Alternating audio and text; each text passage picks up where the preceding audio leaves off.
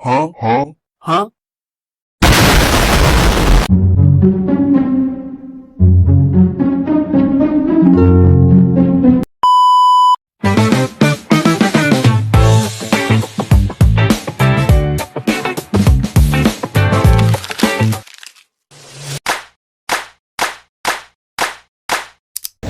Assalamualaikum warahmatullahi wabarakatuh. Perkenalkan, nama saya Imanta Kurniasari. Saya Aulia Mega Yuwansa. Saya Kaisa Jani. Hari ini izinkan aku untuk membawa kalian untuk menyusuri lembaran yang paling kelam dalam sejarah. Sebuah kisah tentang keyakinan yang berubah menjadi kekerasan, tentang perjuangan yang kehilangan arah. Inilah kisah pemberontakan DITII Darul Islam Tentara Islam Indonesia. Indonesia baru saja merdeka tahun 1945. Rakyat bersorak, bendera merah putih berkibar, dan udara dipenuhi harapan. Tapi kemerdekaan tidak serta-merta membawa ketenangan.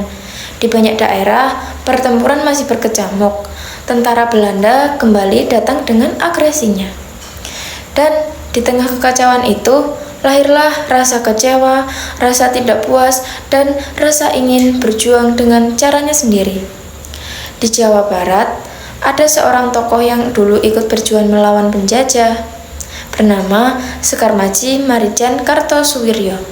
Mulai berpikir lain, ia melihat Indonesia yang baru merdeka masih jauh dari cita-cita Islam yang ia impikan.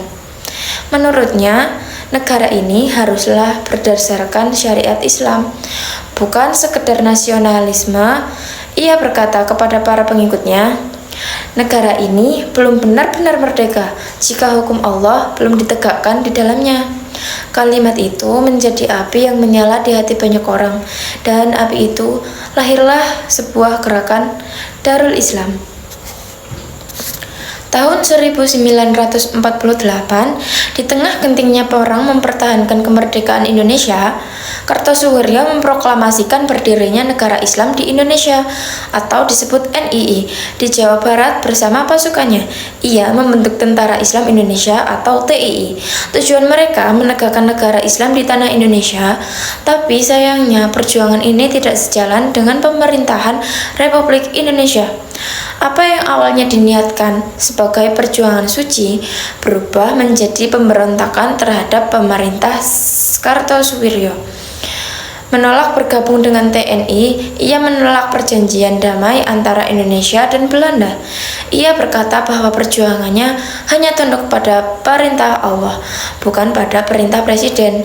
Dan sejak saat itu, darah mulai bertumpah, bukan lagi antara penjajah dan rakyat, melainkan antara sesama anak bangsa. Kan DITI tidak hanya berhenti di Jawa Barat, seperti bara api yang tertiup angin, pemberontakan itu menyebar ke berbagai daerah. Di Aceh, Tengku Daud Barre memimpin pemberontakan dengan alasan yang sama, menegakkan syariat Islam. Di Sulawesi Selatan, muncul tokoh legendaris Kahar Muzakar yang awalnya seorang pejuang kemerdekaan, lalu bergabung dengan gerakan DITII. Di Kalimantan Selatan, ada Ibnu Hajar. Di Jawa Tengah, Amir Fattah juga ikut memberontak. Masing-masing daerah punya kisah sendiri, tapi memiliki benang merah yang sama, kekecewaan terhadap pemerintahan pusat dan keinginan untuk membentuk negara Islam. Selama bertahun-tahun, rakyat hidup dalam ketakutan, desa-desa dibakar, jalan-jalan sepi karena orang takut keluar malam. Anak-anak menangis ketika mendengar suara tembakan di kejauhan. Sementara itu, pemerintah Republik Indonesia terus berjuang menumpas pemberontakan ini. Pasukan TNI dikirim ke daerah-daerah rawan, operasi demi operasi dilakukan, tapi Kartosuwiryo dan pengikutnya terus bersembunyi di pegunungan Jawa Barat.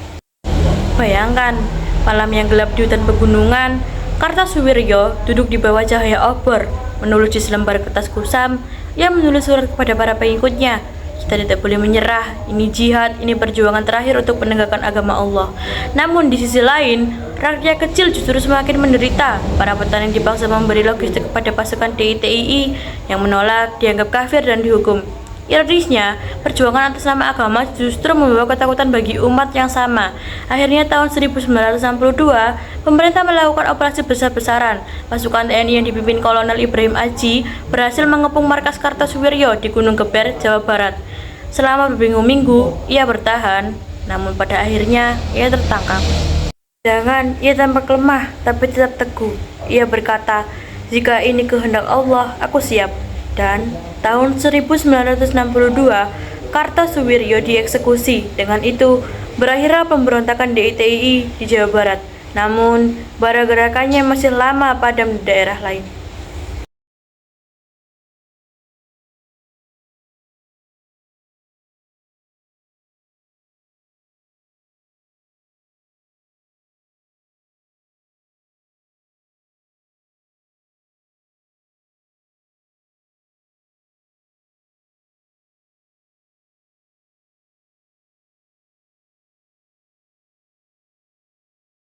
Teman-teman, dari kisah ini kita belajar bahwa niat yang baik bisa berubah menjadi bencana jika dilakukan dengan cara yang salah, dan para pengikut mungkin ini menegakkan kebenaran, tapi mereka lupa bahwa agama tidak boleh dipaksakan. Dengan senjata dan cinta tanah air tidak boleh dikalahkan oleh pemecahan. Indonesia adalah rumah bagi semua Muslim, Kristen, Hindu, dan Buddha, dan kepercayaan lain. Kita berdiri di atas dasar Pancasila yang menjamin kebebasan beragama tapi juga menegakkan persatuan. Kini puluhan tahun telah berlalu, gunung-gunung di Jawa kembali hijau, suara tembakan berganti dengan tawa anak-anak yang berlari di sawah.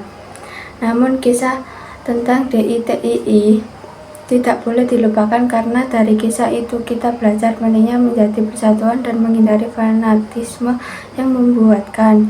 Teman-teman, sejarah untuk disesali tapi untuk dipahami agar kesalahan masa lalu tidak terulang lagi. Mari kita jaga Indonesia dengan iman, dengan akal sehat, dan dengan hati yang penuh kasih. Bukan dengan peluru tapi dengan persaudaraan. Bukan dengan pemberontakan, tapi dengan perdamaian. Terima kasih.